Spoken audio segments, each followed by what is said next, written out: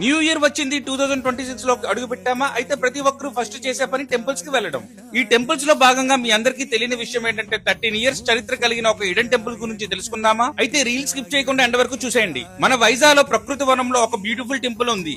ఇదే చింతామణి గణపతి టెంపుల్. అంటే చింతలు తీర్చే గణపతి అని అర్థం. ఈ టెంపుల్ ఎంట్రన్స్ లో గణపతి వనం ఉంటుంది.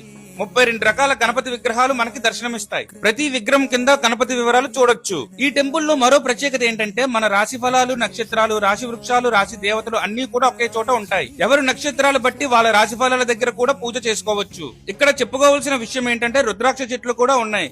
గోమాత సేవ చేసుకునే వాళ్ళకి మంచి ప్లేస్ అని చెప్తారు. అలాగే ఇక్కడ స్వయంభూ వినాయకుడు కూడా దర్శనమిస్తారు. ఇక్కడ కొబ్బరి బండాలు సమర్పించి 18 రోజులు పూర్ణ ఫల దీక్ష చేసి హనుమాన మంత్రం జపిస్తే కోరిన కోరికలు తీరుతాయంట. ఈ టెంపుల్ టైమింగ్స్ వచ్చేసరికి మార్నింగ్ 7 AM నుండి ఆఫ్టర్నూన్ 12:30 వరకు, ఈవినింగ్ 4:30 నుండి 7 వరకు ఉంటుంది.